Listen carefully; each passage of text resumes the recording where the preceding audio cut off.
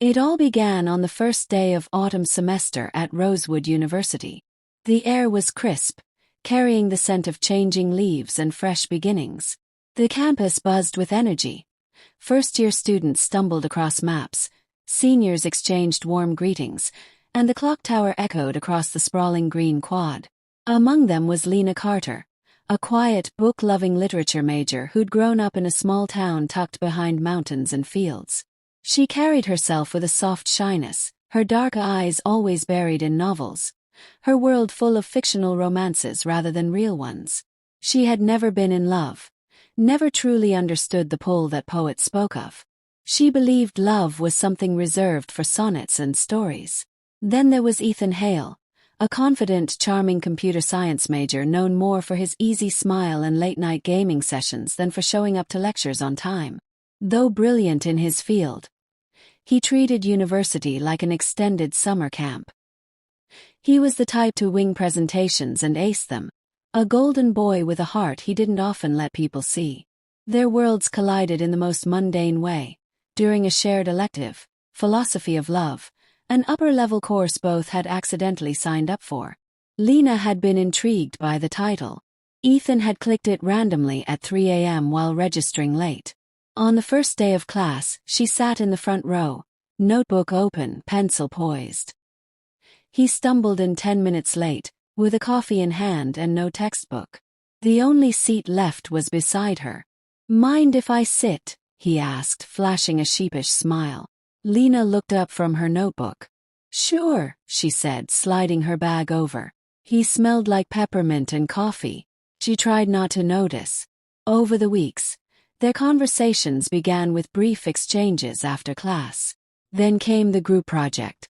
"Looks like we're partners," Ethan said, glancing at the professor's list. "Hope you don't mind." "I don't," Lena replied. "I actually think we might work well together." And they did. In coffee shops and campus libraries between books and screens, their project meetings turned into long discussions. About love, yes, but also about music, dreams, and fears. Lena was surprised to discover that Ethan had layers. A broken past he masked with humor, a mother who raised him alone, a journal he secretly wrote poetry in. Ethan, in turn, found Lena endlessly fascinating. Quiet but not weak, full of fire when she spoke about literature, her voice rising with passion. One night, after studying late in the library, rain began to pour outside. They waited under the awning, watching as the drops hit the pavement.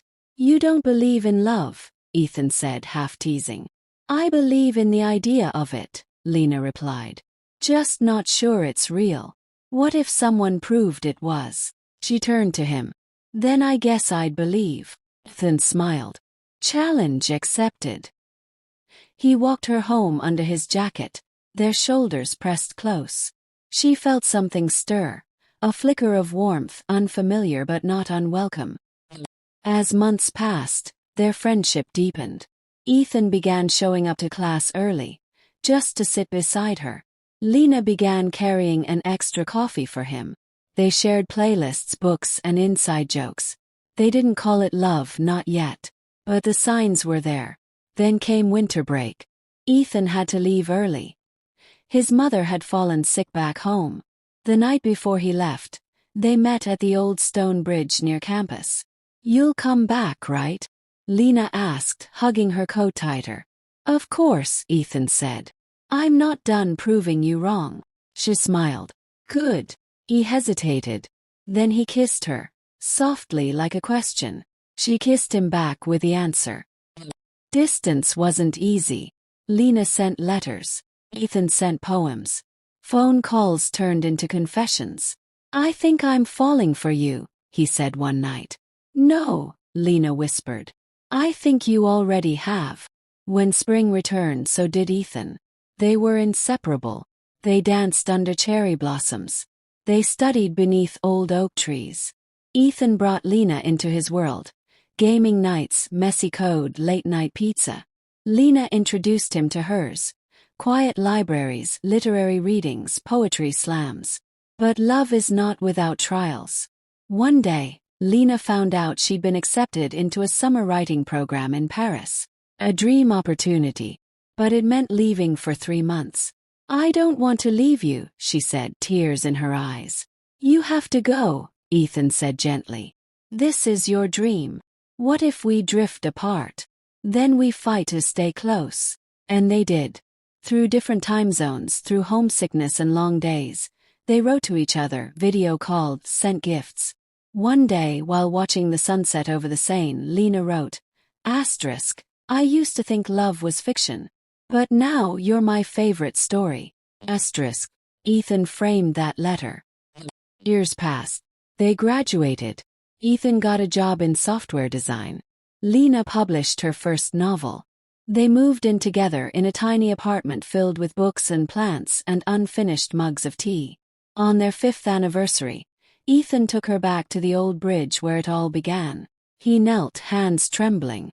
"You said you'd believe in love if someone proved it." She nodded, eyes full. "Have I?" She laughed through tears.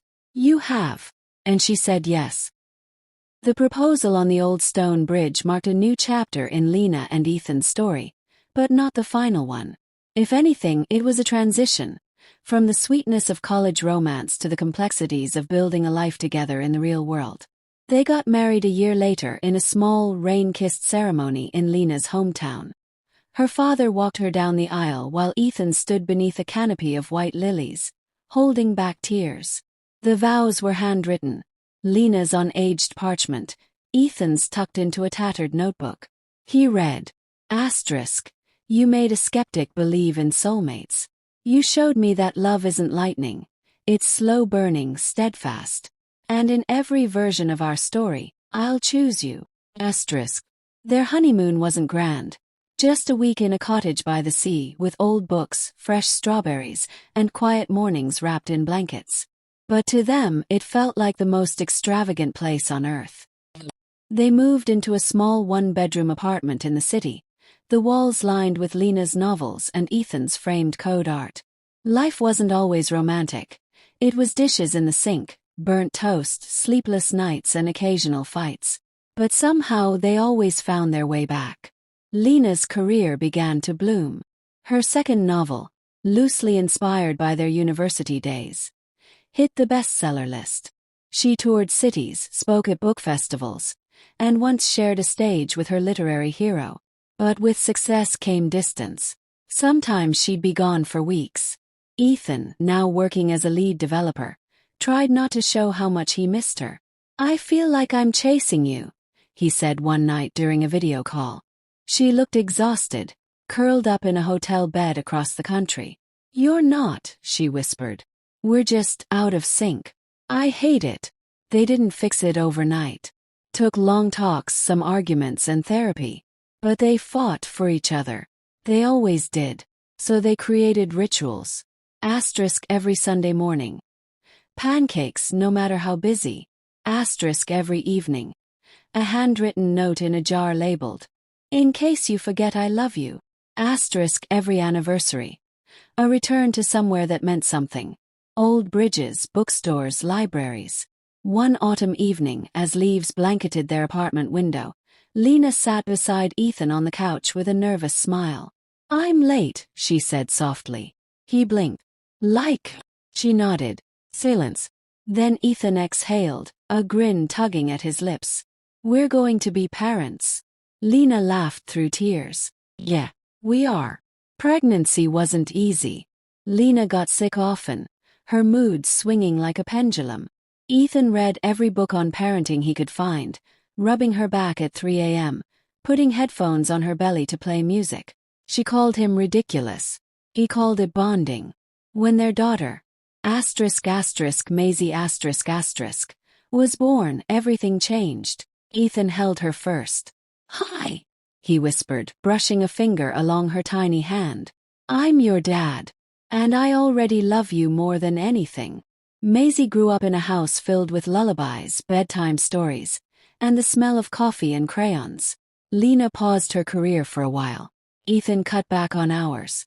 They raised her like a story they were writing together, full of patience, wonder, and love.